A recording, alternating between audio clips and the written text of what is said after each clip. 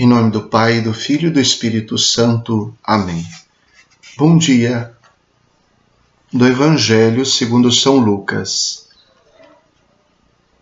Muitas pessoas já tentaram escrever a história dos acontecimentos que se realizaram entre nós, como nos foram transmitidos por aqueles que, desde o princípio, foram testemunhas oculares e ministros da palavra. Assim sendo, após fazer um estudo cuidadoso de tudo o que aconteceu desde o princípio, também eu decidi escrever de modo ordenado para ti, excelentíssimo Teófilo. Deste modo, poderás verificar a solidez dos ensinamentos que recebeste. Naquele tempo, Jesus voltou para a Galiléia com a força do Espírito, e sua fama espalhou-se por toda a redondeza. Ele ensinava nas suas sinagogas e todos o elogiavam. E veio à cidade de Nazaré, onde se tinha criado. Conforme seu costume, entrou na sinagoga no sábado e levantou-se para fazer a leitura. Deram-lhe o livro do profeta Isaías. Abrindo o livro, Jesus achou a passagem em que está escrito: O Espírito do Senhor está sobre mim, porque ele me consagrou com a unção para anunciar a boa nova aos pobres. Enviou-me para proclamar a libertação aos cativos e aos cegos a recuperação da vista, para libertar os oprimidos e para proclamar um ano da graça do Senhor.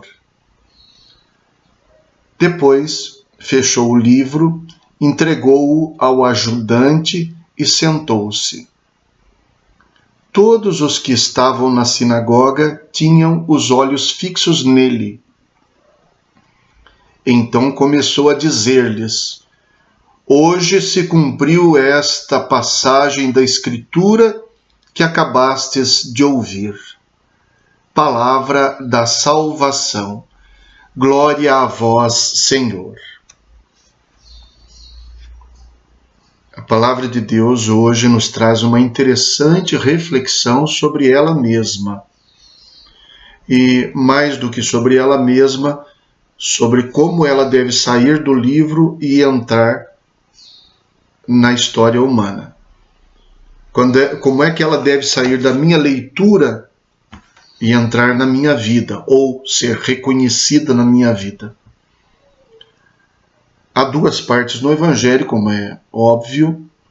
A primeira delas é a introdução do Evangelho de São Lucas, feita por São Lucas, como fazemos introduções nos nossos livros, como sempre há uma certa explicação antes de entrar no mérito, então, assim também São Lucas faz uma introdução. Nesta introdução, ele deixa bem claro que ele está escrevendo para uma pessoa determinada, que ele chama de Teófilo, que significa o nome amigo de Deus. A maneira de falar parece ser a de estar escrevendo para uma pessoa muito ilustre, uma pessoa, talvez um funcionário, enfim, uma pessoa que, sendo cristão, precisasse ter informações mais seguras. A esse Teófilo também São Lucas dedica também o livro dos Atos dos Apóstolos. Lá ele menciona o seu primeiro livro. Caro ilustríssimo Teófilo, no meu primeiro livro, que é o Evangelho, então ele fala depois sobre os Atos dos Apóstolos. Há quem diga que, como o nome significa amigo de Deus, poderia ser, na realidade, um pseudônimo que tem por destinatário não uma pessoa, mas todo aquele que quer ser amigo de Deus. O fato é que ele nos dá elementos muito interessantes a respeito do que ele está recebendo e como ele está transmitindo, que na segunda parte também, de uma certa maneira, aparecem nas ações que ele conta que Jesus teve na sinagoga de Nazaré.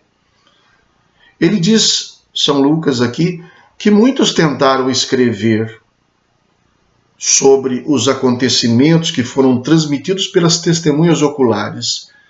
Eu não sou testemunha ocular, não estava lá na última ceia, não estava lá no Monte Calvário, no Monte Tabor, mas quem estava transmitiu, contou, e oralmente esses conhecimentos chegaram até nós. Por isso, quem defende que tradição não serve, só escritura, só tradição escrita, está falando uma bobagem, porque antes de ser escrita, ela foi transmitida oralmente. Ninguém saiu escrevendo enquanto aconteciam os fatos. E os que escreveram, escreveram muito tempo depois. Por isso só é possível haver tradição escrita, porque antes houve transmissão oral, que nunca deixou de existir. A escrita não acabou com a transmissão oral, muito pelo contrário. A maior parte da nossa transmissão, da nossa catequese, da nossa pregação, não é por escrito, é oralmente. Portanto, é absurdo quem diz que a tradição oral da igreja não existe ou não serve. Se ela não serve, a escrita também não serve, porque a escrita não caiu do céu e não foi feita simultaneamente aos acontecimentos. É o que diz São Lucas, evangelista. Muitos já tentaram escrever. Quando ele diz já tentaram, a impressão é de que ele acha que muitas escritas não foram adequadas. E ele diz então que ele também e elas tentaram escrever do modo como foram transmitidas. E ele quer dizer, parece que o que foi escrito não foi conforme o que foi transmitido. Então ele diz, isso significa então que o que é escrito é avaliado pelo que é transmitido oralmente. E ele então diz, após eu também, assim sendo, após fazer um estudo cuidadoso do que aconteceu desde o princípio, e é claro que para ele era muito mais tranquilo fazer esse estudo, porque ele ainda poderia ter acesso a testemunhas oculares.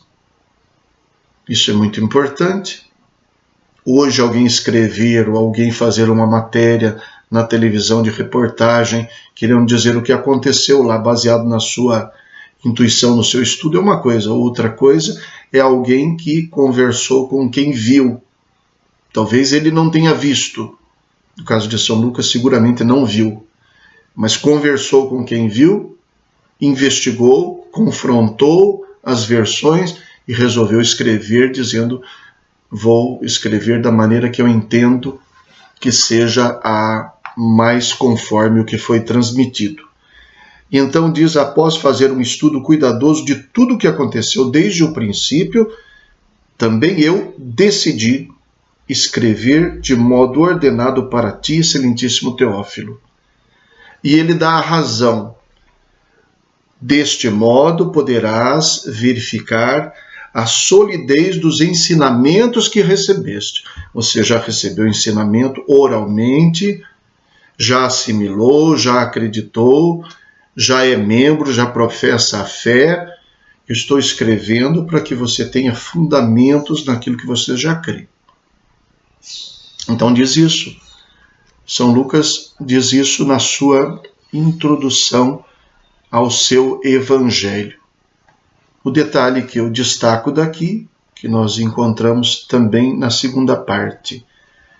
Ele recebeu alguma coisa, ele avaliou tudo e ele escreve a partir daquilo que ele pôde constatar, com a intenção de continuar transmitindo, mas com mais segurança, com mais firmeza. Portanto, São Lucas faz uma certa atualização pessoal. Então, isso aqui é uma coisa que eu quero destacar.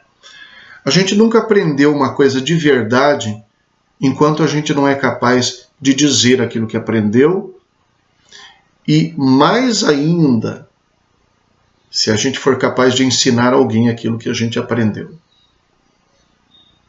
Então, não é pegando um livro, seja a Bíblia ou qualquer outro livro de ciência, o que quer que seja, e decorando as fórmulas, e repetindo o decor, e transmitindo para os outros aquilo exatamente do jeito que decorou, e repetindo, está escrito, é isso aqui. Não é assim que a palavra de Deus funciona. Eu chamo a atenção para a segunda parte do Evangelho. Depois de ter lido o texto do livro do profeta Isaías, Jesus fechou o livro, entregou ao ajudante, sentou-se e aí foi falar sem ter nada na mão. O que ele falou não foi coisa da cabeça dele, foi da palavra de Deus, mas da palavra de Deus que ele leu, que ele meditou e, sobretudo, que ele atualizou. Por isso que ele diz, hoje se cumpriu. Esta palavra de Deus em Isaías, pode ser Isaías dizendo, o Espírito do Senhor está sobre mim. Esta palavra de Deus está falando alguma coisa para mim hoje. Eu posso estudar o que significava, posso e devo, o que significava o que Isaías disse naquele tempo. Mas Jesus aqui não está fazendo isso. Jesus aqui está pegando o que Isaías leu como palavra de Deus, não como palavra de Isaías, e mostrando como esta palavra de Deus está se realizando hoje. O que ele diz que se realiza, ele não tirou da cabeça dele, tirou da palavra de Deus. Mas ele está mostrando que a palavra de Deus continua dizendo alguma coisa. É uma atualização. Como eu disse, como a palavra sai do livro e vem para a vida. Porque, na verdade, ela não nasceu no livro, ela nasceu na vida. E da vida foi para o livro, sem deixar de fazer parte da vida. E no livro ela fica para ajudar a iluminar a vida. Então, ler a palavra de Deus de modo errado é fácil. É fácil decorar, é fácil achar que tudo gira em torno de andar com a Bíblia, de dizer, de estar escrito, de conferir, a palavra não é essa. Quem quisesse ser profundo assim, do modo literal, teria que estudar muito, teria que estudar em primeiro lugar as línguas originais e ler a Bíblia na língua em que foi escrita, e ler a cultura da época, do lugar, para saber o que significava aquela palavra naquele tempo, porque hoje pode significar outra coisa, traduzindo para o português não é a mesma coisa. Então estamos diante de grande enigma no qual uma palavra que poderia ser até inacessível se torna muito acessível, se torna vida. Talvez seja por isso que São João diz que a palavra criadora de Deus, Deus criou todas as coisas pela força de sua palavra, faça-se. E São João diz que a palavra de Deus se fez carne e habitou entre nós. Então São Lucas, no início, na introdução do seu evangelho, faz isso. E logo em seguida começa a descrever que Jesus também fez isso. O evangelho diz, Jesus voltou para a Galileia. Voltou. De lá ele tinha saído. Mas tem uma coisa diferente. Com a força do Espírito. Ele não voltou do mesmo jeito. Ele saiu daqui e foi batizado. Ele voltou batizado. E entendeu o seu batismo como unção do Espírito Santo. E agora ele volta então para a Galileia, mas as coisas não são as mesmas. E voltando inclusive para a sua cidade, ele que agora virou pregador, não era antes, agora virou pregador, e consegue falar com a força do Espírito de modo que todos o elogiam, Todos percebem nele um mestre, o reconhecem assim. Ele chega na sua cidade e lá, então, lendo esse texto, diz que o ajudante deu o livro do profeta Isaías. Não sabemos por quê, se havia possibilidade de dar outro livro, como era a organização. O fato é que do livro do profeta Isaías ele escolheu exatamente esta parte. O Espírito do Senhor está sobre mim. E ele disse, isso aqui é uma palavra de hoje, não é uma palavra de séculos, de milênios atrás. É uma palavra de hoje e se cumpre em mim. Essa é a minha missão. Ele relê a palavra de Deus na sua vida. E é realidade o que ele diz, porque o Evangelho diz que ele voltou para Galiléia com a força do Espírito Santo. Então, quando ele lê, ele diz, olha, isso aqui está acontecendo comigo. É comigo que Deus fala isso. É para mim que ele está falando. Então vejam como que a palavra de Deus não é um livro. A palavra de Deus estava presente antes de todas as coisas existirem. Antes de existir a palavra, já estava presente a palavra de Deus. Não havia o ser humano, não havia palavra no mundo ainda. A palavra de Deus já estava presente. A palavra de Deus está nos livros da Sagrada Escritura, com toda certeza e com toda a peculiaridade da cultura própria de cada um dos livros, dos escritores e tudo mais. Mas a palavra de Deus não está presa nos livros da Escritura. Por isso, nesse domingo da palavra de Deus, nada mais oportuno do que aprender que a palavra de Deus é viva.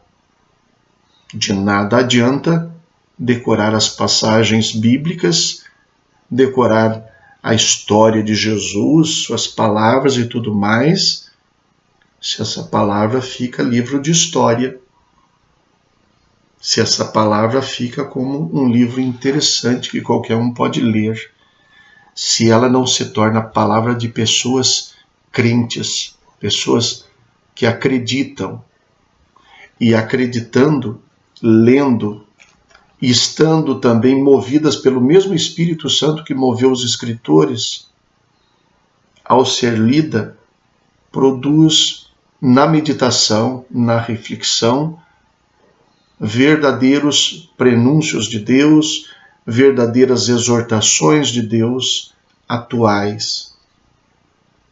Se é que a gente acredita que Deus fala, a não ser que alguém pense que Deus não fala, ou se apenas mandou um livro caído do céu que fala por ele.